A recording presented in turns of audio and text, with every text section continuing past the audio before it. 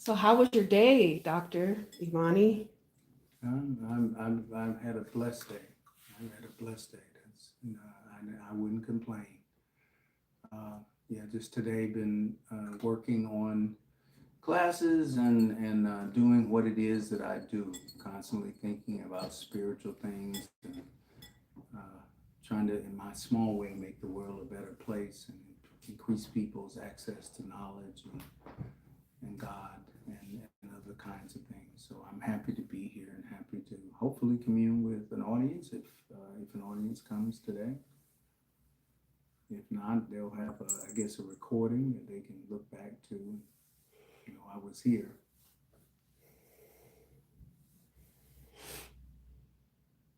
There's one person. Okay, hello, Hi. welcome. Um, I'm not wearing my glasses right now, so I'm gonna be honest. I'm not gonna see your name or anything, but I'm glad that you're here. And hope that you're blessed and everything's going good with you, whomever has joined us. Um, I wonder if they can comment because it doesn't look like they can. Um, Give us one moment.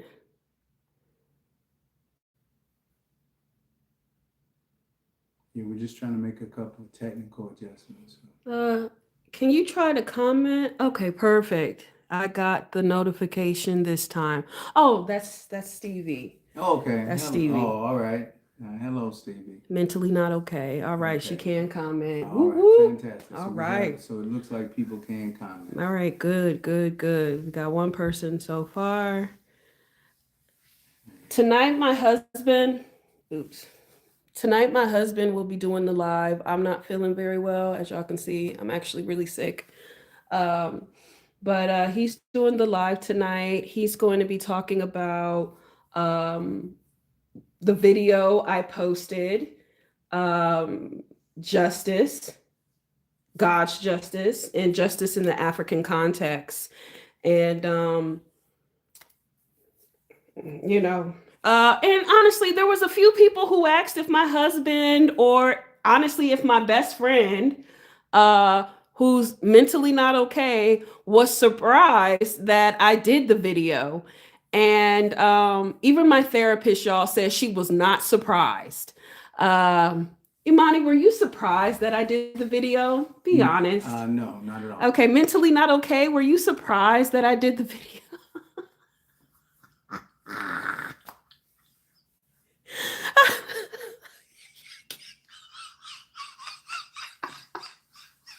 Yo, brother. Yo, brother said he wasn't surprised. Listen, y'all, listen. Hi, welcome. We have someone else. So, all Hello. right, now we have 14 people. Go ahead, Imani. Okay. Uh, Good evening, ladies and gentlemen. Perhaps good morning, depending on what time zone you're in. But for most of us, it's good evening.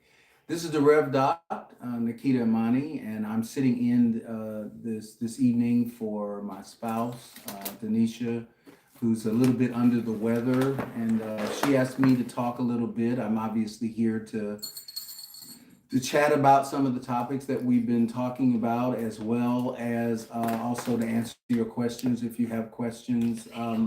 The first thing I want to talk about is she posted a video, which I think has a number of people who've had a chance to see it, where she confronted an individual who, just to give you a little bit of back context. Um, my spouse took some legal actions with respect to some situations she was dealing with, and this individual had been, initially had been supportive, and my spouse had the expectation that she was actually going to, stand up for the truth. But as in this case, as you find in many cases, given an opportunity to stand up for the truth, she didn't do so. And my spouse actually, confronted her, and that's really the subject of the video.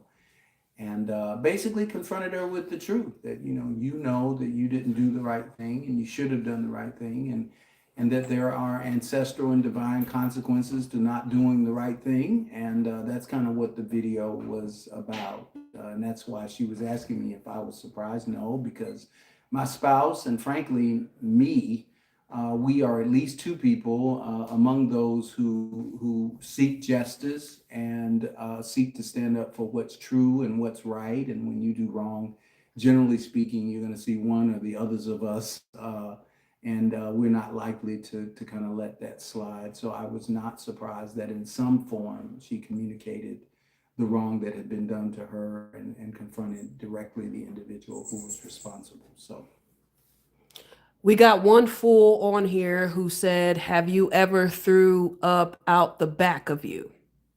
I'm sorry. Exactly. Yeah, I didn't quite So we're just understand gonna go what ahead and he said. ignore. Go ahead and continue, Imani, Right. about the Right. topic. So, and I'm going to use that as a segue to talk about justice because we've been talking about a lot of issues related to child molestation and related to rape and domestic violence and a whole lot of stuff, even church hurt and other kinds of things. And all of those situations in one way or another involve injustice, right? Someone has wronged someone. It could be an individual, it could be a group, it could be an organization, could be some combination of that. And we've all had the experience as human beings of having been wronged, where we weren't bothering anybody, we didn't do anything, and we've been wrong. Sometimes, quite often, we've been wrong. That is correction. By those closest to us. We used to have an African proverb that the relative holds the knife closest, and the gist of that is that a person who is really close to you is in a position to harm you the most, and that hurts the worst when you've gone through with it. And what happens after your initial hurt is that a lot of times people can be um, kind of traumatized over the long term by that. And one of the things that traumatizes you is you have this sense that, okay, someone's done wrong to me and they got away with it, right? But I'm a person who is really, really committed to this idea of a long arc of justice, right? God has a long arc.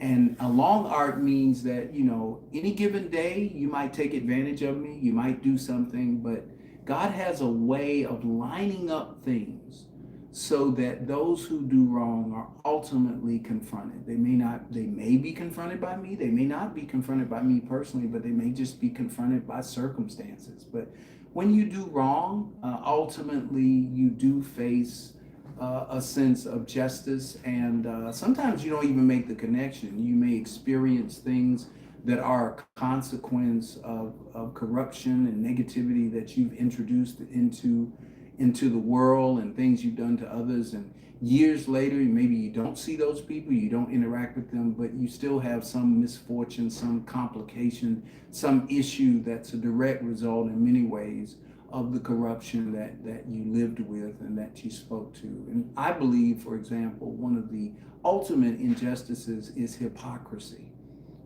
It's one thing when a person who has not committed themselves to any moral or ethical principle does wrong, right? You almost expect that. But it's another thing when you say you're standing for what's right and say you're standing for what is just, and you go in an opposite direction. That's one of the reasons I'm so hard on pastors and clerics and people who are in the church who try to explain away domestic violence or child molestation or make excuses or blame the victim.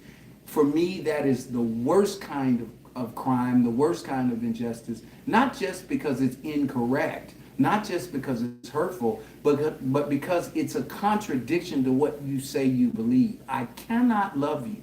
It doesn't matter how many times I say, I love you, and how convincing that sounds, and how happy and smiley my face is when I say it. If I'm allowing you to be molested or raped or allowing violence or harm to be committed against you, and I'm aware of it, and I'm doing nothing and saying nothing, or maybe I'm saying you're responsible for it and you just got to go through, that's not love. There's no definition of love that can encompass that.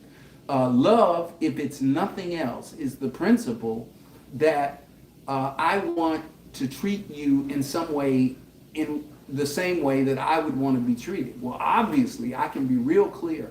I don't want to be the victim of any kind of domestic violence, or frankly, any kind of violence, and I don't want to be the victim of any kind of harm or molestation, or for that matter, crime, or what. None of us want to be victimized by that. So you can't possibly want that for somebody else or tolerate that for somebody else and maintain that principle. If you do, you're a hypocrite. And I won't even discuss when those things actually occur in the church, involving people in the church. That just doubles down on the corruption. And God is not blind.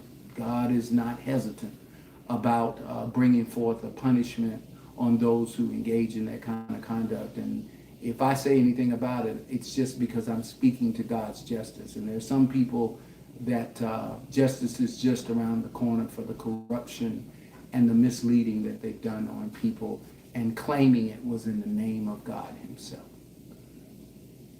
Can you see the comments? I don't want anyone to think I'm ignoring you. No like comments. I said. Okay, so we don't have any comments at the moment. I'm not in any way ignoring you, just in case. But as I said, I wasn't wearing my glasses, so I'm relying on my spouse to kind of catch any comments that we have. But I just am happy that you came by. We appreciate, I know she appreciates, I can say that in absentia for her. She's here, but I'll speak it and say that we very much appreciate your presence. We appreciate your commitment to her and what she's doing to the protection of women and families. And I'll tell you, after I saw that video, I just love her that much more, because I know that she's going to stand up. And if you saw her fighting, you see how hard she was fighting for herself and something that had to do with her. Guess what? She's going to fight just as hard for women and for children and other people. And I'm excited about that, because I know that's going to make a difference. And with God at the head of it, and the ancestors at the head, and those who've been victimized, who are turning their lives around and having their lives resurrected, involved, all of you, her silent army, if you will, we can make a change, and we can make the world a better place for all the people who've had to suffer these circumstances. We have a question. Fantastic. Can you talk about why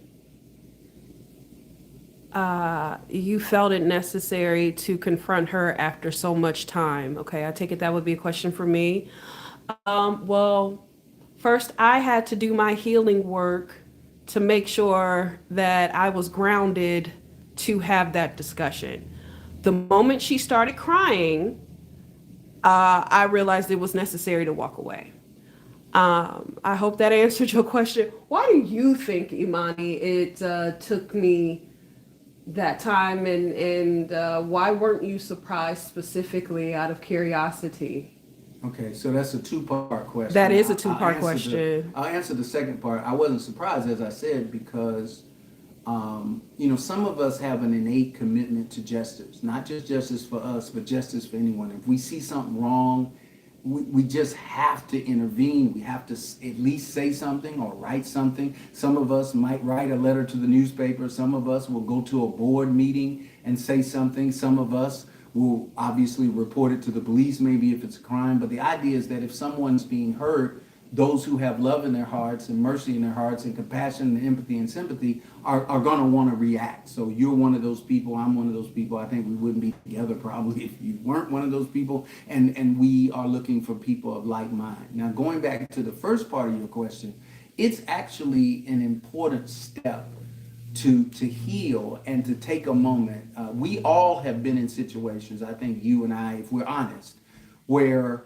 something happened to you that was wrong, and your first reaction, a human reaction, is anger and rage. And one of the things, if you study the human brain, in addition to studying spiritual teaching, if you study the human brain, rage and anger blinds the rational and logical part of the mind. And so the likelihood is that if you immediately jump out and deal with it, you're probably going to do that in a non-constructive way. You certainly are not going to be in a conversational mode, right? If you just walk up and hit me, my first reaction is not, I want to have a discussion with you. Okay, that's just not human. It's not nature. If you walk up and hit a creature in nature, it's just not the response of that that being in nature is not to want to have a conversation or reason. And so one of the benefits of stepping back is it gives me a chance to talk to God. It gives me a chance to touch base with my ancestors. It gives me a chance to really reflect on the situation. What was my involvement? What was your involvement? What's the best strategy for communicating to you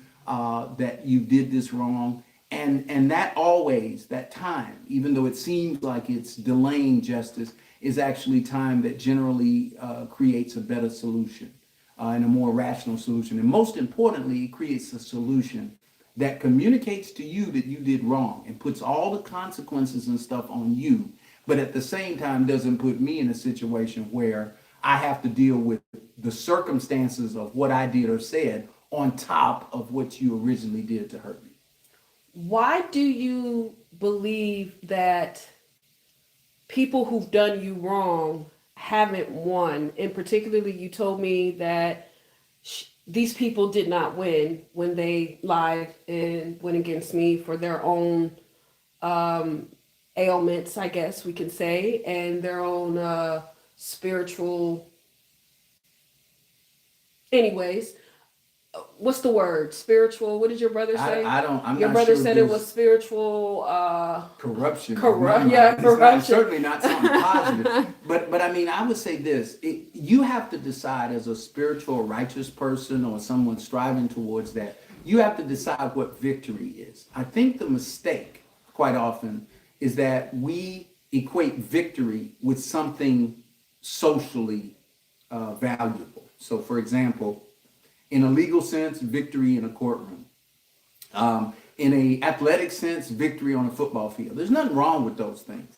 But that's not actually a divine standard of victory. Divine standard of victory is related, as I said, to justice, mercy, compassion.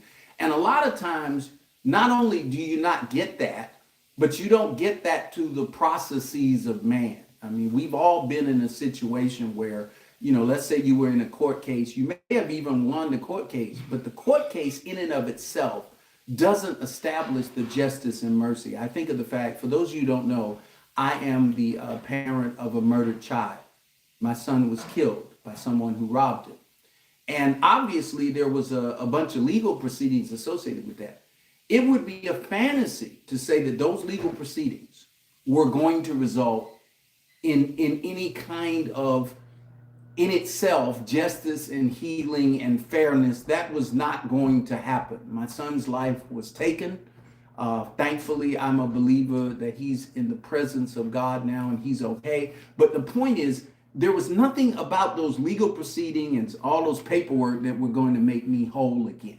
And so I think victory for me is, first of all, me becoming whole in such a way that the incident doesn't destroy my moral character.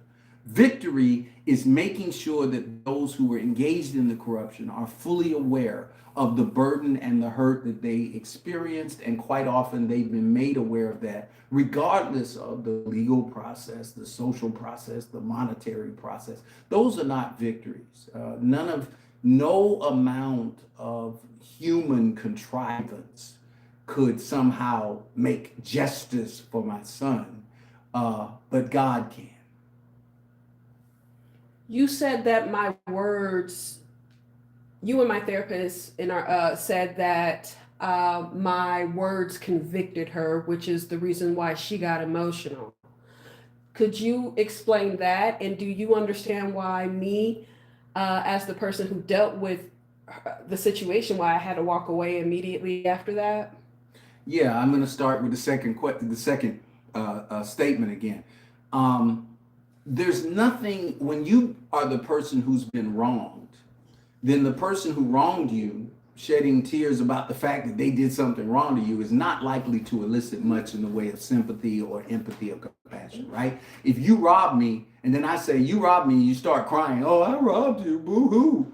I'm not going to be, that doesn't generate sympathy and empathy and compassion from me. So I get that. I understand that reaction. Now, stepping back to why she has that reaction is that God says in the beginning he made the world and he made it good, which means that if you're not a psychopath, you're not a sociopath, you're just a human being, right? You make mistakes, you do good, you do bad, you're just your typical human being, okay? Sometimes you're gonna do wrong, right? And sometimes you're gonna do wrong. Unfortunately, sometimes you're gonna do wrong and you know you're doing wrong, whatever. And then there's that moment where you get caught. You know, your grandmother says, "Don't eat any cookies before dinner." My grandmother used to always say that. Don't eat any cookies before dinner. It's gonna ruin your dinner. So it was a rule. You can't have any cookies, no dessert. And the thing is, you know, I really wanted some cookies, so I kind of climbed up and snuck into the cookie jar. And it turns out my grandmother caught me with my hand in the cookie jar, literally, you know, about to take, you know, so I'm busted. I'm completely, but there's no way, any intelligible way for me to say that I wasn't about to do something corrupt or wasn't in the process of doing something corrupt. And so first thing, I'm ashamed because my grandmother has seen me disregard her rules. I'm guilty because I actually did it. I know that she's interpreting that as disrespect. I say I love her and care about her, but I'm disregarding her rule. I'm hurting myself. It's just all bad. And so one of your reactions could be to freeze. I've seen people do that. Another reaction is just to break down in tears or to bow your head like in shame and whatever. We do that as children, and Scripture says, "Except that you are as a child, you won't enter the kingdom of heaven." And what that means is that you've got to have that same attitude out of respect for God, respect for other people. You've got to understand that if you do something corrupt and you're confronted with it, you're going to feel that guilt and that shame, unless you happen to be a psychopath or something like that. You're going to feel that guilt and that shame, and you don't have a response because what's your response? Guilty, right? And so all you can do is kind of nod your head. You got me. And what you should do now, if you're going to make the complete journey, is start with the "I'm sorry, I confess," right? This is what God requires. Some people think God just says, you just say, "Okay, forgive me," and then you just go back and do the same thing. That's not, God requires a process of atonement. And so it begins with confession. I did it. And here's why I did it. Here's the motivation. And asking God and asking the person, and also amendment, right? Actually trying, if you can, to the extent you can, to ameliorate the negative circumstances that you created. So there's a pathway to forgiveness and justice. It's not just, like that. And unfortunately, sometimes people are led to believe that. But the first step is that guilt or shame when you know I'm busted. Now, the sad part is that you could have avoided all that by being truthful and honest from the beginning. Any more questions before we go?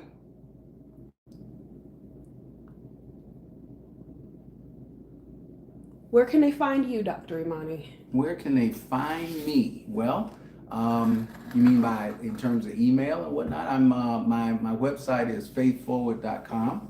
We're working on it right now, but it's faith, and the 4 is the number 4, by the way. So it's faithforward, WRD.com. And my email is like that. It's DP, right? The letter D, the letter P, at faithforward.com. And you can write to me, and hopefully some of you will. And if I can be of assistance to you and yours in a positive way, I'm right here. Your YouTube channel? And I also have a YouTube channel. If you look at Faith Forward, if you look that up in the YouTube directory, you can check out my YouTube, and I have some sermons there, and I'm going to be adding some additional kind of educational stuff and whatnot. So stay tuned. Thank you, Dr. Imani, for doing this for me. Love you. Thank you, Mentally Not Okay. Stevie, thank you. And thank you for everyone who came.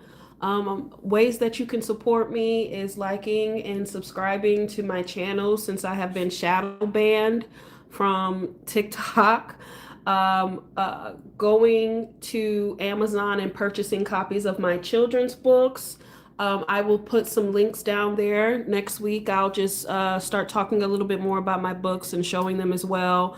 And my Venmo is Denisha-Imani. Thank you.